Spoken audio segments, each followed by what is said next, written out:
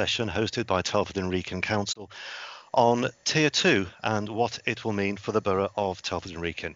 My name is Chris Kowalik, and I, on your behalf, will be fielding questions that you have submitted, and thank you for all of those, and please do continue to submit them. I'll give you details in just a moment, and I'll be asking those questions to our two experts, who are Liz Noakes, the Director of Public Health, and Helen Onions, a consultant in public health, wellbeing and commissioning. Hello to both of you. What are the last Afternoon. Hi, hello. What are the last 7 months been like for you, first of all? Well, it's been a huge challenge. It's a huge challenge for everyone, Chris, in terms of what we've needed to do during a pandemic. I've worked in public health for many years and have always talked about the potential for a pandemic, but quite honestly, rather hoped that I would see my career out before having experienced such a pandemic as we have here. So it has been a challenge. We've learned as we've gone along. But I've been really heartened by the community spirit that people have shown to support each other to do the right thing in terms of preventing transmission. Helen? Yeah, and just to say, well, we have been working in a much different way. Our jobs are very different. Probably personally for me, what's been really good is I've worked much more closely with schools. I've worked much more closely with people who've had COVID, who've had contacts. And my job wasn't really people focused before, so that's been really nice. But we've had to be very responsive, haven't we, Liz, and change as we're going along, as you say, learn when we're going along, and be very flexible. Now, both of you work in what's described within the council as the Health Protection Hub. What is it, and what does it do? So the Health Protection Hub for the council is our operational team that is supporting contact tracing, management of outbreaks, giving advice to schools, to businesses in terms of when they have cases, and dealing directly with people when they have a case in terms of giving them advice. Helen, did you want to add anything to that? Probably to say that the hub is obviously very virtual in terms of how we've changed working. We're all working on Teams now. And it's a very flexible, rapid way of working, and we're in contact with people. Some of those people are local and still undertaking visits, for example, to premises for us, and others live in Durham and Stratford. So we're a very virtual team, but very close-knit in a virtual sense. And indeed, we're doing this in the virtual sense as well. Let's have a look at yesterday's figures then. The figures that we published yesterday for the week ending on Sunday, 396 cases. That's an increase of 43% on the previous week. It equates to a rate of 220 cases per 100,000 of a population. And infection rates in the over 60s up 70%. Are you worried? I am worried. I mean, I think the rate of growth has been, a threefold increase since the first 3 weeks of October. But and actually the increase has been across all age groups. Some people think it is just the 18 to 24, but actually rates in their people in 30s, 40s and 50s are now getting into the same level as that group. But as you've said, I'm really concerned about infection rates, particularly increasing in the over 60s, and actually in those younger age groups for people with long-term conditions that put them more vulnerable to the virus. Anything to add, Helen? No, just to show that the transmission across the age groups means that there's a lot of COVID in the community and a lot of transmission in the community through families, through households, and through social events. Okay, we'll talk. Sorry, go on. Sorry, Liz. just in terms of and we focus on those numbers, but actually, the studies that have been done show that actually, the prevalence of COVID is even higher than those numbers suggest, and that's why we all must play our part in terms of taking the steps to reduce the transmission within the borough. So we'll talk about Tier 2, we'll talk about the future, whatever the future may be beyond Tier 2, and also just to explain to everybody watching and listening how this is going to work. We've had an awful lot of questions that have come in since we announced this webinar. We've had an awful lot of questions that have come in since Liz appeared on BBC Radio Shropshire shortly after 8 o'clock this morning. So thank you for all of those. We've bundled those into subject areas and we'll start feeding those in. Please feel free to add your questions if you would like, and do that within the comments and the conversation on the Facebook post. You can also watch us on YouTube. You can place a comment there, and we have a team that are monitoring all of those, and they will be feeding those questions in. Please bear in mind that Liz and Helen both work as health professionals, and there are lots of other areas within coronavirus restrictions that fall into other things, such as the enforcement of the rules, business support, that kind of thing. We do have those other areas of the council monitoring this. If we can't answer the question in this conversation, we will answer your question in written form as a comment on Facebook. So please, after this event, please do check back on the post, have a look at the conversation that's running, and we will do our very best to answer all the questions, but we may not be able to answer them during the conversation that we're holding now, but we will do our very best. And so let's move into the questions that have come in thus far. Are Shifnal and Broseley in Tier 2 from Saturday? No, because they're part of Shropshire, so it's Telford and Wrekin borough. If you live within the borough of Telford and Wrekin, you're in Tier 2. That's an easy one then. Let's move on. Can you explain what is a support bubble and what is a childcare bubble? What's the difference? So shall I take support bubble and Helen take the childcare bubble? So in terms of a support bubble, perhaps I can use the example of my father. My father is on his own now, lives close to me, and he is in my support bubble. So as a single adult household, he can join with one other household, which is my household, and therefore I can treat him as part of my household, so he can visit me. That's not to say he can go and then visit my perhaps my older brother who lives out of the borough.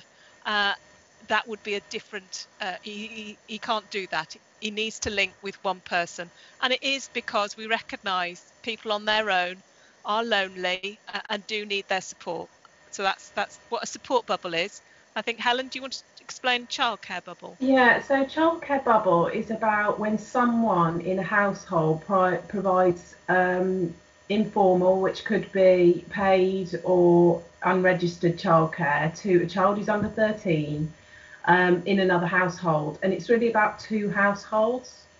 So you don't really want to be mixing with different grandparents, for example. It might well be Grandad and Grandma Jones are the unpaid childcare for grandchildren in one household, and that's really how that capsule of childcare bubble that's an example of it.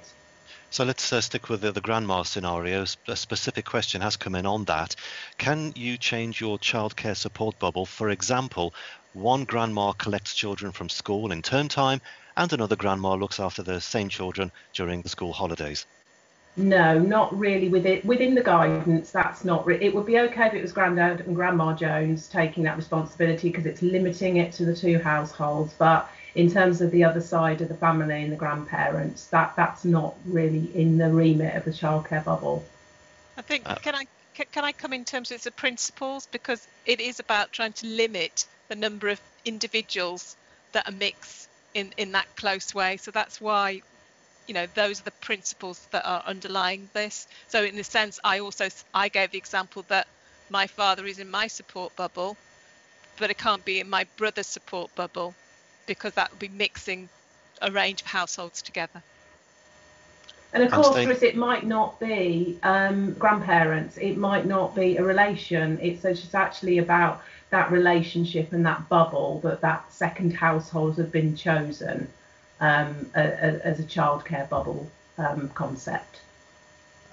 And the next question is a very broad one, and I guess it does depend on circumstances, maybe the ones that you've just explained. Can I still go to my support bubble? Yes, in terms of it, you know, either it's Grandma Jones's house or it is your house, but not other people's houses. It's only those two households that have joined. Moving on down the list, long list by the way. My mum had to currently shield due to being high risk previously. Will she now, when Tier 2 comes in, have to shield again? Okay, so in terms of formal shielding, hasn't commenced. The government haven't suggested that people need to shield, so people can still visit shops, go outside, but they should take those really sensible precautions in terms of face, space, hands, no household mixing, keeping your distance, and again reducing the number of individuals you meet. So no formal shielding at this stage. More I think bubble it's about questions. extra caution, isn't it? And being Yeah. particularly careful, and particularly careful about the number of interactions you might have with others. Just being a bit safer because of the risks. So that's the broader. You talked about the principles. People are asking quite specific questions, which I'll go through, and this continues in the area of bubbles. If you're currently staying with people outside your household or support bubble before Tier 2 kicks in at midnight tomorrow, or midnight tonight, do you have to leave before this point? I think people have got to be pragmatic. We are explaining the rules, and there's principles behind those rules. So I would encourage all to take these rules very seriously because of those principles, and try and manage your interaction with other households in a way. But I think people have only been given 2 days notice of this. So if you can rearrange your circumstances, please do that. But it is about education first. This is what we're trying to do, is explain why. Another scenario, my niece is in my bubble but doesn't live with me. Can she still then come into my house? Age of the niece, because obviously childcare bubble, we're talking about 13 and under. Or a support bubble would really be about that additional support when the person in the household, it was a single person household and they lived on their own. So it sounds perhaps not on that case unless she's 13 or under. Okay, there's no age in the question, so No. It does depend then on the age. My husband has dementia and I need help from my family who live around the corner. Why are we not able to form a support bubble?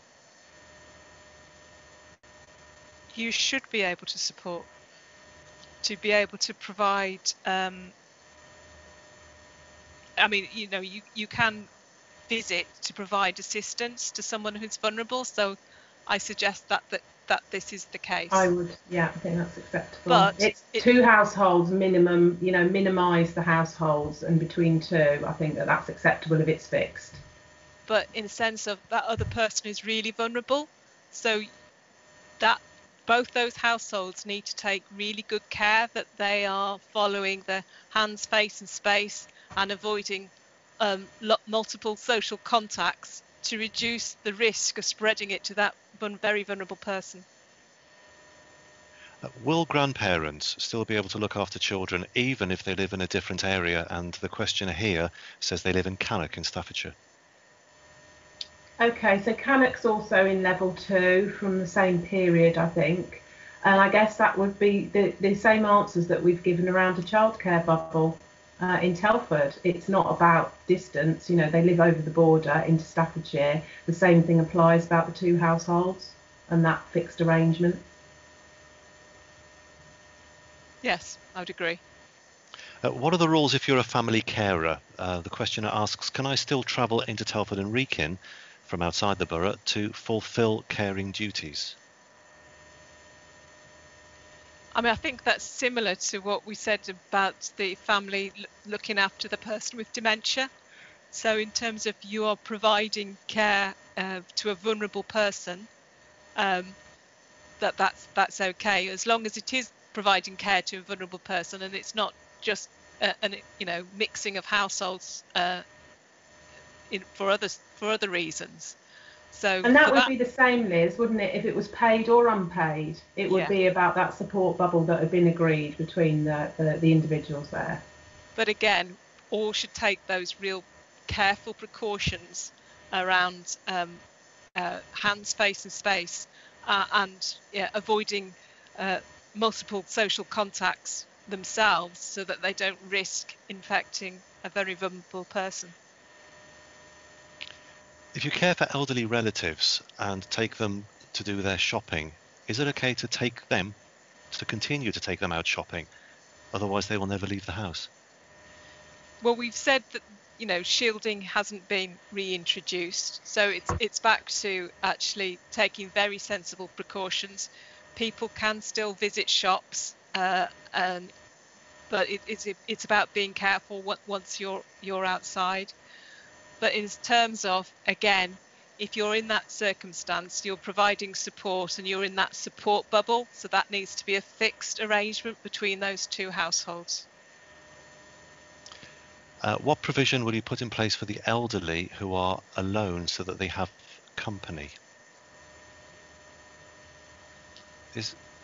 Well, I mean, in a sense, I think what we had during the first wave was that real community spirit, Chris, in terms of family and friends and neighbours keeping in touch with each other, keeping in touch with people, not going into people's houses to keep in touch with people, but actually being able to try and keep in touch in those other ways to give the support. And that's what we've found, very creative ways of doing that during the first wave. And I hope people find those creative ways to do that again.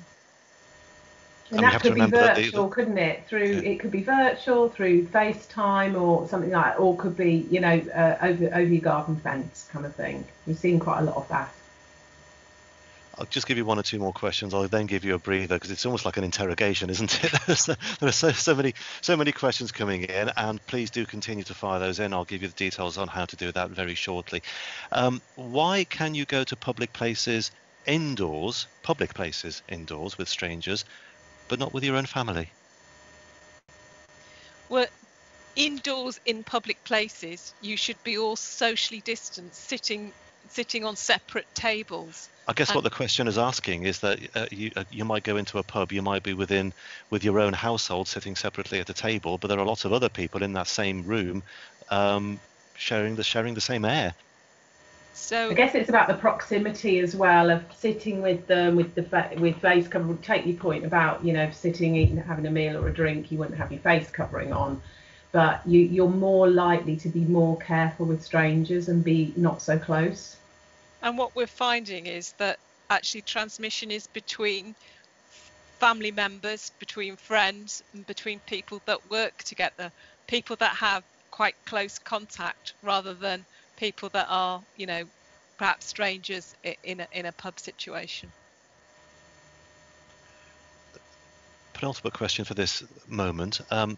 What help can there be for pregnant women during these times? The scenario being that there are women going through miscarriages alone because they're not allowed a partner through it all when they mostly would be living in the same household. I mean, I think there is quite a bit of support for pregnant women, but maybe people out there don't really understand what that is. So I think we can put some things, on the chat and post the opportunities that might be to virtually be in touch with people, especially if you're really in need in that type of example you've just explained, that sad example. So I think we can promote some of those support opportunities for those people. Okay, so for the backroom team who are doing all of this collating, we will post. We'll get that information, and then for the person asking this question, we will post that as a comment in the chat to this post. So please do revisit this shortly. And to give an illustration of the wide variety of types of questions that do come in on a very different level, it's about looking after dogs. And can someone outside my household come into my house to let my dog out while I'm at work? So you won't be there, but the dog will be. Does that fall into your health remit? Well, it's not household mixing, but I think... It's not household mixing, hands, face, space, but... Yeah. I think... You don't want to leave a footprint, do you? Please continue to send your questions in. We're broadcasting on YouTube. That's youtube.com/Telford Wrekin. We're on Facebook as well. You may be watching this after the event, in which case, please obviously don't submit a question through the channels that we're promoting at the moment. This will also be available as a podcast, but there are other places where you can ask for help and get information from the council. Lots of areas. We have a dedicated web page, which is telford.gov.uk/coronavirus. For the businesses, our great friends in the Public Protection Department, there's a raft of information there on the rules, what they mean, how to apply them, and fundamentally it's keeping you going, it's keeping your business going, and that's what the Public Protection team are there to do. It's to help you to keep on running and keep your businesses going. So take a look at that, and that's on telford.gov.uk/public protection. If you do have any concerns, if you do see anything in relation to how a business may or may not be applying the COVID rules, and you want to report that, or if you are a business and you do want some help and guidance from our public protection team, then please email them. That's coronavirus@telford.gov.uk. And if you need any help from the likes of Liz and Helen, who we're talking to today, then it's Health Protection Hub at telford.gov.uk. So lots of help, lots of places where you can get that help, and we've still got plenty more questions to fire through, so let's crack on. Is social distancing going to be reinforced in shops, as they seem to have become very relaxed?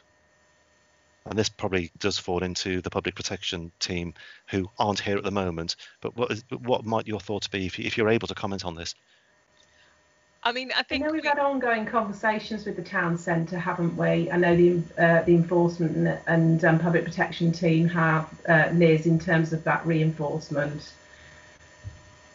I mean, I think everybody needs to follow those social distance guidelines, and so it is really important that people do that. I mean, and in a sense, whilst people want shops to enforce, but actually, if everybody plays their part and everybody does the right thing, then that isn't necessary. If the person asking that question does have any specific concerns, please email coronavirus@telford.gov.uk, and our public protection team will take a look into that. And also, just to explain where the differential is, the council looks after businesses applying the rules. The police look after the public following the rules. Is that right? Largely. Broadly speaking, and they do share information between each other. So if that report comes into one and it should be looked after by the other side, then they do share that intelligence as well. So please do report it to us. You can also report COVID breaches to West Mercia Police by going onto their website, which is westmercia.police.uk, and click on the report button. We've received an awful lot of questions about schools. Why are schools allowed to remain open, and why can you only meet in groups of 6 outside, but classroom bubbles of 30 plus are deemed to be safe?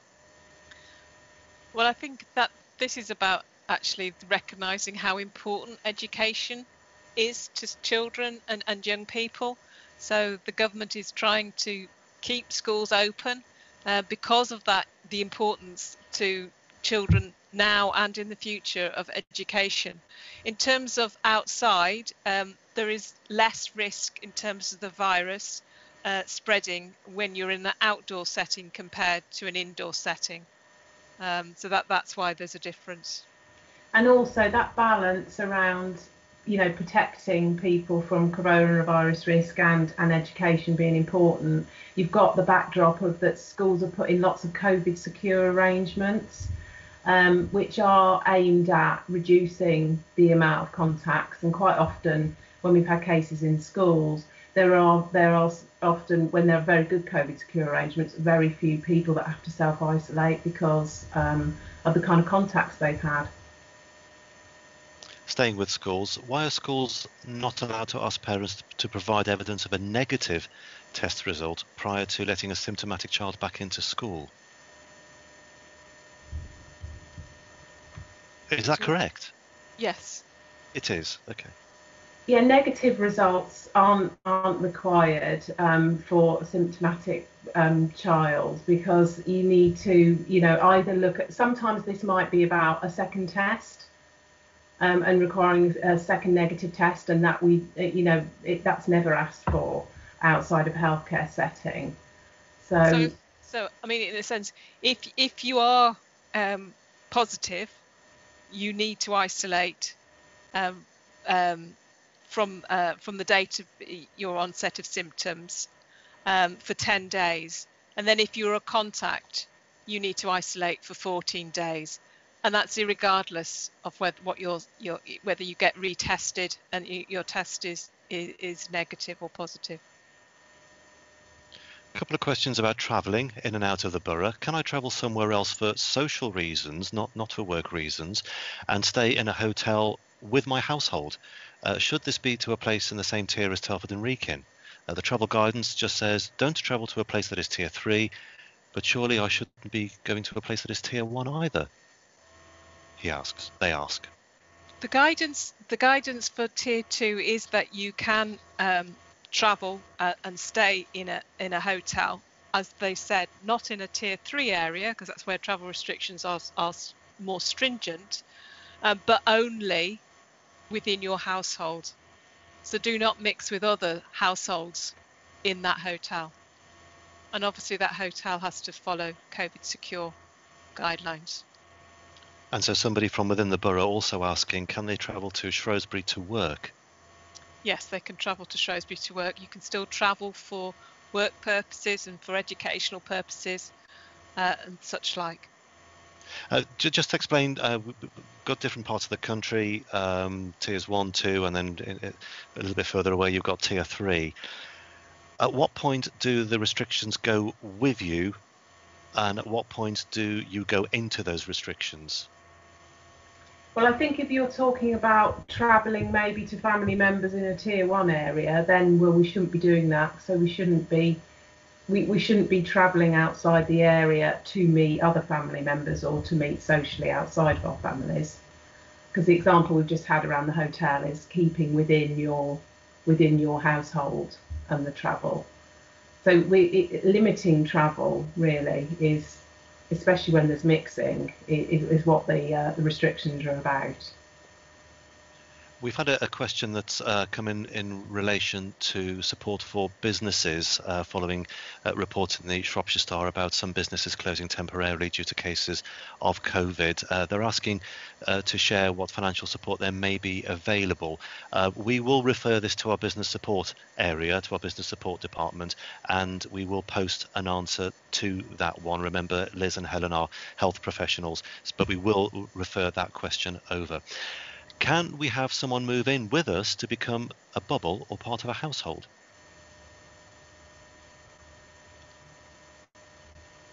I mean, this goes back to Liz. You're saying you've had a short time for the arrangements, and I think that's probably okay. But it's going to be for the duration of the restrictions, like we saw in lockdown. Sometimes people needed to make some arrangements about where they lived because of their support bubble. And I think you're right in terms of, I mean, again, we've talked about support bubbles and childcare bubbles. You can't chop and change these arrangements, because that goes against the principles that you are trying to reduce household mixing and reduce the number of individual interactions you have with others. So it has to be a stable arrangement going forward, rather than, an in-out situation. A good example of this, Chris, was when students went back to university. So they changed their living arrangements and went back to their university town when they were moving. For those that are moving, some are at home, of course. That's a good example, because what students are asked not to go home during their term time, because they don't want to have that household mixing at that point in time. So to limit the amount of travel and household mixing is the key thing. Mentioning students, in the report that we've been issuing on a Thursday, giving the numbers, we have added in the last few weeks some clarification regarding students, haven't we? Because some of the students that appear in the official numbers as being part of Telford and Wrekin aren't actually here, are they? Yes, I mean, a number of weeks ago, we had some students that were actually in their home address was here, but were actually either in Manchester or Birmingham or Exeter, Having a for big party in example. Coventry or something like that. Well, we hope not. So, Well, we've seen the videos, but anyway. but now we can see on the information we have, we can see whether an individual has one address in Telford and Wrekin and whether they're giving an alternative address as well. So we can sort of pick up the students in that way. And I think that was very much a start of term thing, wasn't it? A bedding in thing, Liz, because in September and early October, we were seeing quite a lot of that. People had moved from Telford and Wrekin into their university city. They were putting down Telford and Wrekin as an address. They might have only recently moved. Whereas we're seeing a lot less of that, because perhaps those people are putting down their first choice of address is where they live in their student city or town. And so it's on the theme of the reporting of cases and where they are that somebody has asked in relation to the Shrewsbury and Telford Hospital Trust. Of course, one hospital in our borough, another one in Shrewsbury in Shropshire County. The questioner is asking, why are the cases in hospital being lumped together as one and not separated into the Princess Royal Hospital and the Royal Shrewsbury? Well, we obviously have the information for both sites, but actually our residents can go to both sites. And actually, in terms of understanding the situation, we need to understand the overall situation for the hospital rather than breaking it down, because it is about the hospitals going forward being able to cope with the number of patients that they have, regardless of where they are resident. This is a lengthy question. I'll take you through the scenario. The questioner asks, my son is 7 and is in a senior school with multiple disabilities. I take his friend to school as he suffers high anxiety, and the only way that we can get him into school without getting so worked up that he makes himself sick, he's been doing this for over 3 years, and the problem is I have my daughter who started reception school in September. I have to drop her off outside school to my cousin who walks her in for me. Her daughter's in the same class. Can I still do this, as I'm entering nobody's house and nor are my children? I'm just taking one boy to school, but outside our bubble. I mean, it sounds like the travel is a bubble, is a support bubble there, childcare bubble, because that's the kind of arrangement that's an ongoing standard arrangement, and it's the 2 children are the same, and the people in the car are the same. I think in terms of the walking into school for the daughter, that's about being socially distanced. It's a supervising in, but if they could stay 2 meters, if they could wear face coverings, that sounds acceptable to me, Liz. Do you think? Yes, I would agree. Yes. We've still got quite a lot of pre-submitted questions to go through. Sorry, Liz. Sorry, Helen. Thank you for all of those, and thank you for those that continue to come in. We will plough on as best we can, and if we can't answer, then please do come back and visit the Facebook post and take a look at the answers that we will be putting in writing in the comments and the conversation that goes underneath that post. You may be watching us live, and there are several hundred of you who are, so no pressure, Liz, no pressure, Helen. We will be having this available for catch-up viewing as well on YouTube. It's youtube.com/Telford Wrekin, and you may also be listening to this later on as a podcast. We'll be stripping the audio from this and laying this out as a podcast as well. If you do have any questions, if you do need any help, maybe you're a business that needs some guidance from our public protection team, or you have a concern about an organisation or business as to whether or not they're following the rules properly, then email coronavirus@telford.gov.uk. If you wish to report any COVID breaches to the police, you can do that online as well by visiting their website, which is westmercia.police.uk, and click on the report button. It'll then take you down to a menu where you can then report COVID breaches. And there's a raft of information available for you by visiting two areas of the Council's website. So they are telford.gov.uk/coronavirus and telford.gov.uk/public protection. Can children living away from one of the parents still visit or stay inside the home? Does this also apply to adult children living in another house? Well, separated families were considered to be linked in one household, weren't they, all along? So I think that those arrangements do apply. Adult children less so, because it's about care and support between the two parents, isn't it? But for children, that's always been the case since the lockdown restrictions. Yeah. A few of the questions which we'll acknowledge that have come in, but it's really not I think in Liz and Helen's remit to be able to answer. Question about pubs, they're being open, allowing people to get drunk. Why not close all the pubs together until that's all sorted? That really is a government call. But then the enforcement of that would fall on the local authorities to make sure that businesses then comply with the law. What action is being taken about families who are still visiting each other in large groups? Would I be right in saying that this really is something that should be reported to the police, and the police would deal with that? It doesn't fall within the council's remit to do. Yes, the police are the enforcing body, but at this stage it's about educating people and explaining why we need to all follow the rules as we describe them, but the principles behind that, in terms of why it's not good to mix households together because of the risk of transmission. But Liz, I've heard you say before that fundamentally the issue of the virus transmitting is within the home. It is within houses, isn't it? Yes, I mean, close contact within your own home.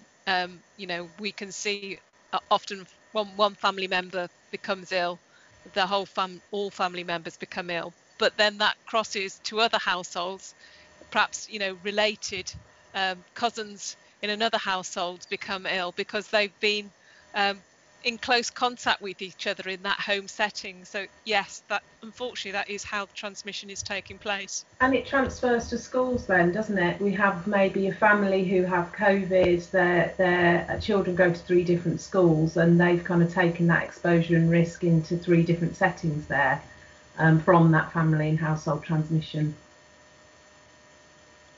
So is that why, because people have been questioning, why are pubs allowed to open? Why are we allowed to be in an environment with lots of other people?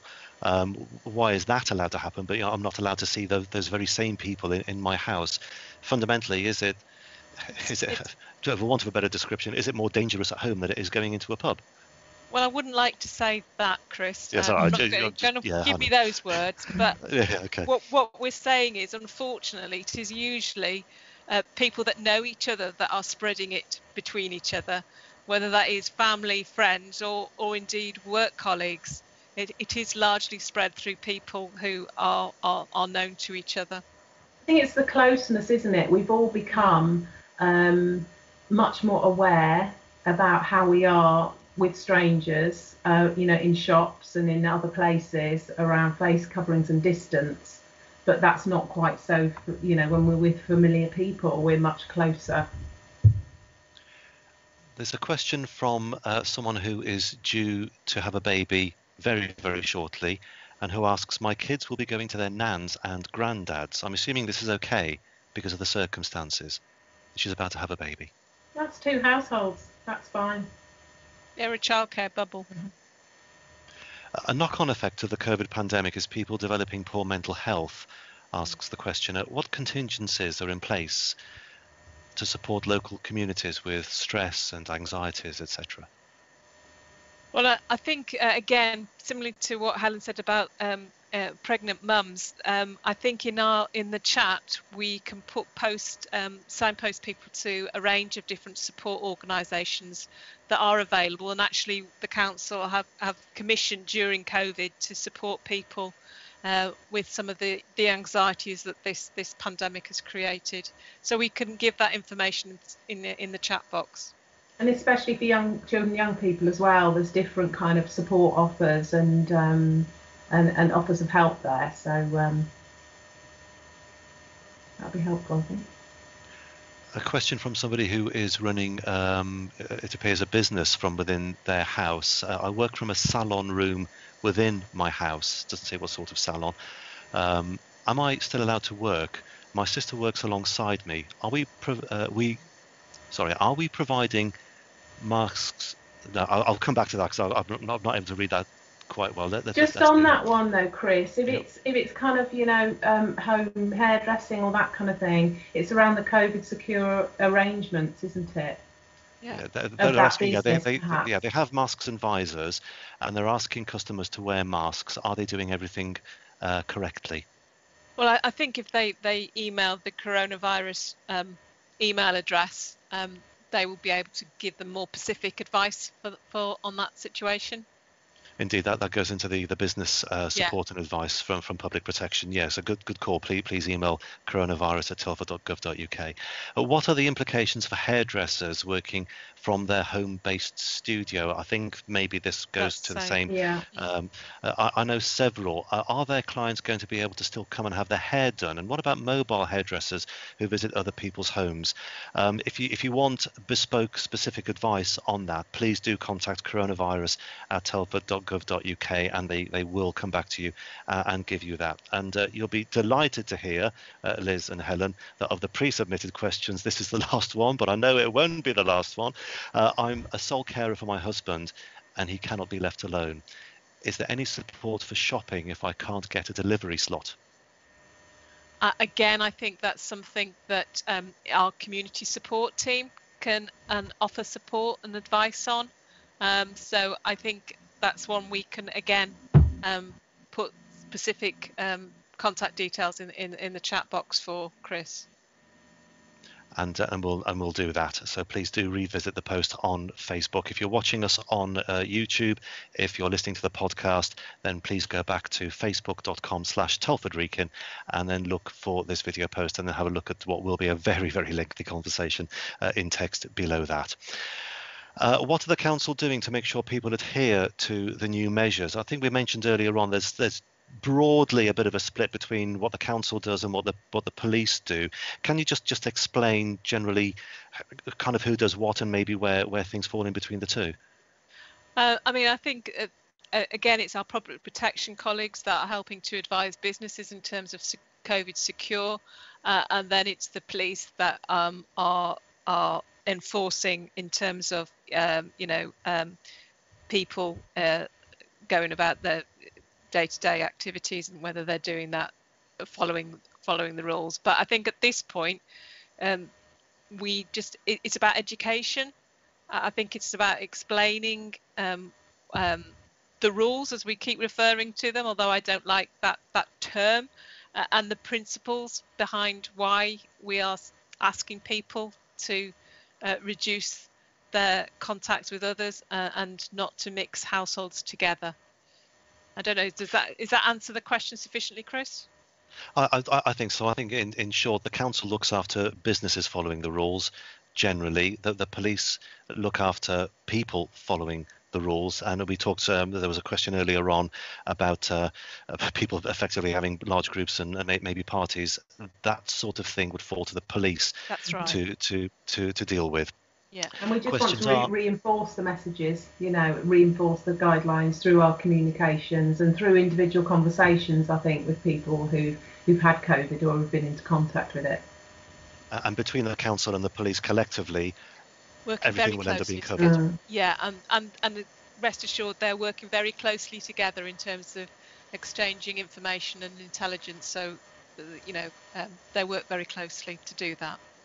And just to give an example, right now, today, the public protection team are in Newport, and they are just making sure that businesses are adhering to the rules. But it's not a punishment sort of visit. It's to make sure that they are following the rules, because the role of public protection is to make sure that those businesses stay in business and that they can carry on going. So it's giving that advice, it's giving that guidance, making sure that they know what the rules and what the laws are, and if they need any help in being able to administer those, because if they do administer those rules, follow the rules, they stay in business, and that's what it's all about, isn't it? I think to add on to that one, Chris, I think, Liz, you'd say where we've had quite a few cases in workplaces and the team have gone to look at those arrangements, in the main, they've been very, very good, haven't they? There are other things perhaps they could shape up a little bit, but the COVID secure arrangements have been quite impressive, I think, in many of those that the public protection team have visited. Perhaps I could say one thing, though, in terms of, I know we haven't touched on it yet, is actually the sharing of cars. So people shouldn't share cars with people outside of their households. And often what we've found sometimes in those workplace settings, it's actually people who have shared cars getting to work that have caught it between each other, so to speak. So again, that's another message. People are focusing on not visiting each other in their homes, but again, please don't share your car with people outside of your household. What might that mean then for using a private hire vehicle or a taxi? Well, again, they should be following the COVID secure arrangements that public protection and licensing will be advising them on. But this is in general in private vehicles, people's cars themselves. Try to avoid sharing your car with other household members. Questions about playgroups and baby groups. What classes as a baby group? I normally meet my friends once a week who all have babies under the age of 6 months. Are we still allowed to do this under Tier 2, under the children exemptions? I think I would put that in an inquiry to the coronavirus email address, but supervised childcare, supervised children's activities are permitted, but it's understanding the level of supervision that this particular group has. It depends on the group. There might be very good COVID secure arrangements in that group. So, as you say, the team will look into that if we understand what the query is. And allied to that, then, I guess probably the same answer. Are organised playgroups still allowed to open? Again, organised playgroups are, but it's that level of supervision and the COVID secure arrangements. It is one of the exemptions. It is on the website, but you can email in terms of getting specific advice. On the subject of sport, my friends and I play football at AFC Telford at the weekend. There's anywhere between 10 and 12 of us. It's outdoors. Appreciate it's more than 6 separate households. Is this something that we can continue? We haven't been able to find any concrete evidence or guidance online. Again, I would raise that with AFC Telford, but I think outdoor sports continue as long as they're following all the recommended guidance. But indoors, sports and exercise classes, for example, can only go ahead if you are not mixing households, or there's sufficient steps to make sure that people aren't mixing between households. A personal circumstance question. The questioner says, my wife and I are separated, currently living with my mum temporarily, so that's one household. Plus then I still go into my ex's house to visit the son and do a bedtime. I have my son 2 days a week, occasionally at my mum's house. If I move into my own place, can that bubble still exist, as there's no personnel changing? I'm just living on my own instead of my mum's place.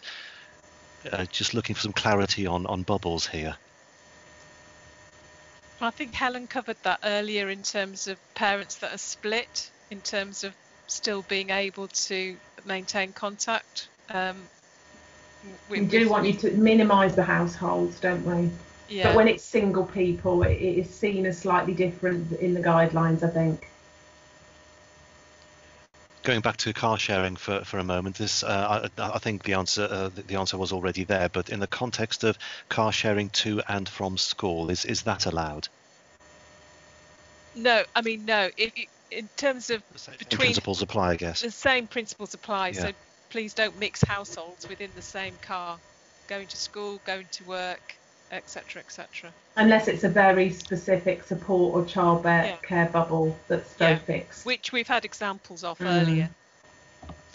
What are the rules on ending one support or childcare bubble due to a change of circumstances and starting another? And is there a time lapse period? I don't think there's a specific rule about that, but the principle is that you shouldn't be chopping and changing your support bubble or your childcare bubble. So you can't sort of pick and choose from one day to the next, basically. No, minimising, isn't it, again, and reducing the contact and the number of households that you can. My son has separated from his wife, but they have 3 children. He currently lives with me, says the questioner. So can he see his 3 children at his partner's house? Yes. I think back to what we'd said earlier around parents that are split and children being able to see both parents is really important. We're going to the important subject of going to the pub. Is going to a tier 1 pub from a tier 2 area and mixing with other households against the law, or is this guidance? It is not permitted. You shouldn't be trying to cross the border into a tier 1 area and mix your households there. So it is. I think it is legal. It is law from Saturday. From 0001, so just after midnight tonight, isn't it? Just after midnight tonight. Going back to the shared car story again, it's another specific scenario within this. Can people still share a taxi? So it is a taxi to go to a specialist college. I think if it was the same people, it would be a support bubble scenario, wouldn't it? I think the guidelines are about not using a support bubble or a childcare bubble concept for the purposes of meeting up and doing more socialising. It's much more those fixed arrangements that we know families and households have, and that they need to be able to kind of go to school and go to work. A work question, but the boss works at home because that's where his office is. So can the employee go to his boss's office, which is in the boss's house? Is that still allowed? Depends if it's COVID secure, because that's what working arrangements are supposed to be like, and they're supposed to be in an office, be COVID secure arrangements, and they may have that in place, even though the office environment's in the home of the manager. My child goes to 2 different informal childcare settings. We're going to 2 different parents. What do I do now?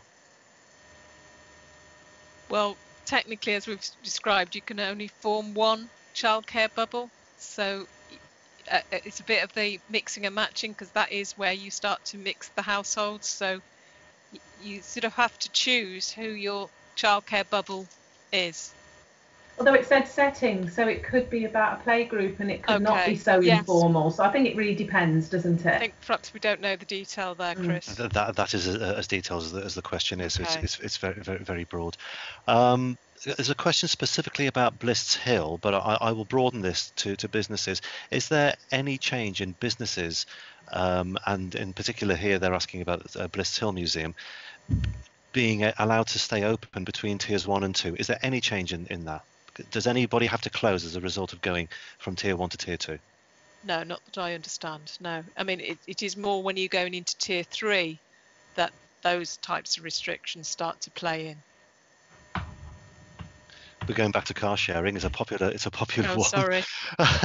What about small businesses and car share going to and from houses to fix things? So these are tradespeople going into people's houses to make repairs, but they'll be sharing a vehicle in doing that. Well, I think that's for work purposes. So in a sense, and again, you try and limit it as much as possible, but that is for work purposes rather than actually in work purposes, rather than travelling to the office and back. I think we'll carry on till 1 o'clock. and we'll quick fire the last few questions, and then after that we will give you opportunity to continue for questions to come in, and we will do our best to answer them. Who knows, we may be doing it again because the questions still continue to come in, and I'm sure that when Tier 2 does get implemented after midnight tonight, then people will start to experience new things, and they will be asking new questions, and we may have to do this again. But we'll carry on till 1 o'clock. How are we able to take siblings to school if one of the children are self-isolating?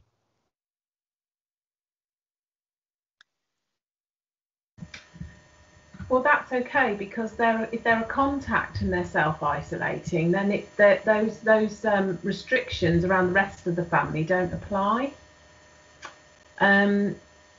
It depends, sometimes whole families are self-isolating, aren't they? But actually, if only one person's a contact, then the other child can be taken to school. It's just that you need that one person who's a contact to be isolating.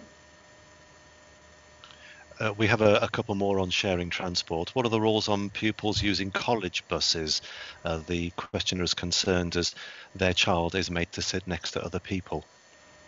I think, again, there's those COVID secure arrangements that we have in place in terms of for transport. So I think, again, our transport guys could probably answer that question. So there hasn't been any change to those arrangements as a result of going into Tier 2. And it's more of a comment, but this is full of contradictions, says the commenter. You can use a taxi, but not your dad's car. Your kids can mix in playgroups, but they can't mix with mates from 2 different houses. It's all about the protection, isn't it, and the risk. So I think that the COVID secure arrangements in taxis and in childcare settings are different to the informal ones. And you're probably closer and the risk is greater. So I think that's a distinction. And we'll round off on this one. Myself and 3 sisters, all from separate households, care for our disabled mother. My understanding of current rules is my mother just picks a household to be part of. This just does not work for us, as we currently share the responsibility of caring for our mother. That is a difficult one, because she's correct in terms of what we've said, is that it's one household can make a support bubble with one other. So that is a real challenge for families, and I understand that. But in terms of giving you the guidance, that is what the guidance is. Now, in terms of, we've spoken about the guidance, we've spoken about the rules. Let's just reiterate and confirm, who makes the rules? The rules are the government have issued the Tier 2 rules. They're on the government website, following advice. So the government makes the rules. We're just trying to help you understand them. We're trying to help you follow them, but also it's our job to enforce them as well, isn't it, as a council? Yes, but it's and the police. Yeah, but it's almost, I think, I'm hoping that Helen and I have tried to sort of highlight the principles behind the rules. So whilst it is about transmission is taking place between people who generally know each other through family, through friends, through workplaces, and that's what we're trying. Those are the principles, and reducing the number of individual people you meet on a daily basis is how we can get this virus down. So the rules have been created to try to enable that to happen, whilst also enabling people to go about their business as much as they can. And for how long can we expect Tier 2 to remain? When might it be reviewed? And I guess it's the government that reviews it, is it? It is, but it in a sense, as I understand it, at this point in time, it will be reviewed if our case rates, the number of cases, actually start to fall in a sustained way. So that is, going to be difficult, and that's why we need everybody to play their part. So it isn't a plateauing, it isn't a slowing of the rate of growth. It is actually a reduction in the number of cases is when they will review Tier 2. And it's not restrictions. therefore after a set number of days, because there has been mention of, in 14 days it'll be reviewed. So it's not like that, is it? No, I think tier 3 is in a different category. They have a review period for tier 3, but as I understand it, tier 2, the restrictions remain until we have a sustained reduction in the number of cases.